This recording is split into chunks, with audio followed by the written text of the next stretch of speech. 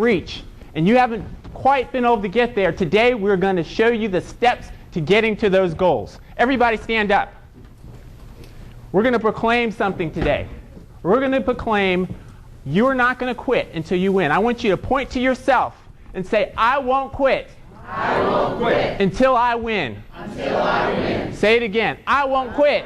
I won't quit until I win. Until I win. Okay, you guys can go ahead and have a seat. Have a seat. See, there's something that happens when you proclaim that. And I'm an interactive speaker, so I'm going to give you a saying to say when I point to you. And when I point to you like this, I want you to say, yes, I can. Okay? Let's try it. Yes, I can. Yes, I can. That's the thing that I had to say all through my life as the problems came up, as the situations that were trying to break me down came across. I had to say, yes, I can. That's right. That's right.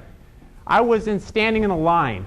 And a lot of you here and people all over the world that are going to be watching this tape are in this line. In this line, I didn't even realize I was in the line. I was standing there, sitting there, la, la, la. And this line was the line where I'm doing my job. I think everything is fine, right? I'm doing my job, hanging out, have my family, and everything's going good. But way up there in the line, I see something happening. I see some people that are disappearing. And I'm like, what happened to those people? They lost their job. They lost their house. Their bank closed. They lost all their money in the stock market. If you've been watching the news or clicking through the internet, you know what I'm talking about. There's a giant shoe coming, I call it. And that shoe is the economy. And we're like little ants running to the anthill. Running to the anthill. And the giant shoe of economy is smashing down on people. And there's a lot of people, instead of moving out the way, they're standing there in line, waiting for their turn. You got people just standing there. Oh, wow, he just got smashed. Wait, it's my turn. Not quite yet. You actually have people right now that are running to get to the shoe because they think if I run faster, even though I'm doing the same thing, it will somehow get me from not getting smashed. Well, I'm here to tell you a new way, how to step out of that line of the normal, common, everyday thing that you're doing and step into this success, this thing that you've been trying to reach to, this goal that you've had way out in your mind. You said, oh, I wish I could always be. I wish I could just get 5 more clients. I wish I could just get that next speaking engagement. I wish I could just have that relationship with my mother or father or wife or husband. I wish I could just reach that $1 million goal in my business. Well, let me tell you, I went home to my wife after I realized I was in this line. And my wife is like my rock. She's here today. And she said, I just want you to do one thing. I want you to show me the money. I said, what did you want me to do? She said, I want you to show me the money. And I looked at her and I said, yes, I can. What did I say? Yes, I can. So I started looking at the word money. I said, money, money, the M in money. M in money stands for movement. Now, a lot of people are moving. If you're moving in the line, you're moving, right?